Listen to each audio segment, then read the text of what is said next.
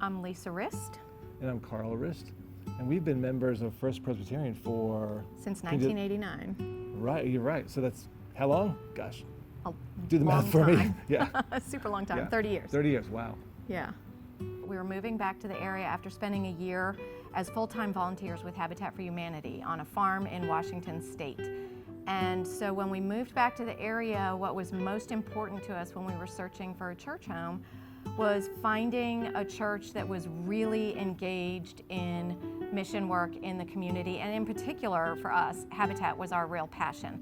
So we asked a lot of people when we moved here what church or churches were most involved, and First Pres consistently came up on the short list of 3 or so churches that people would mention. So we came and we visited, and we fell in love very quickly with the church and got involved in their work with Habitat. Back then, First Pres sponsored houses, and so we got involved in organizing our work as a church in sponsoring and leading the work on building houses, and have been engaged significantly since then.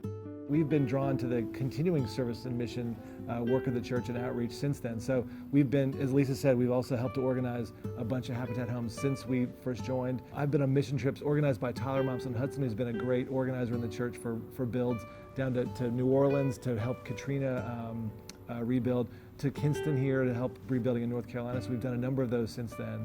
But it's not just Habitat, right? It's also, you know, we've been volunteers for the church when we serve over at Urban Ministries, serving there. And didn't we serve one time with the kids at Thanksgiving? Yeah, Thanksgiving, yep. Yeah. Mm-hmm. Yeah. Yeah, I mean, I think that really the service and mission commitment of First Presbyterian Church is absolutely central to who we are as a community and to what kind of distinguishes our church in the community. Others who are faith leaders outside our denomination or outside our church have remarked and often note that that's sort of who we are, and it's central to who we are, and it's something that just really matters to us and sort of resonates with us. We went a couple of times on mission trips to Mexico, Right. and it was something that was kind of particularly targeting the youth group aged kids, and we had 2 boys who grew up in this church and who are now in their late 20s.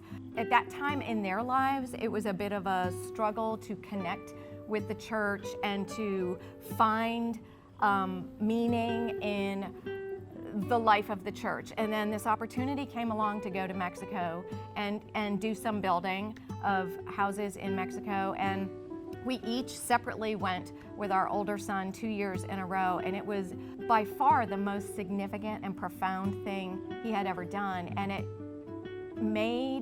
it created and drew a connection with the church that nothing else could accomplish. And he was so impacted and moved by it and felt like he understood what church was through that experience. In a time where the language and conversation around immigrants and folks in Central America is so toxic, to be there and sort of show that Americans we're good people, and Christians especially believe in that all people are good, have value, and that we want to show that.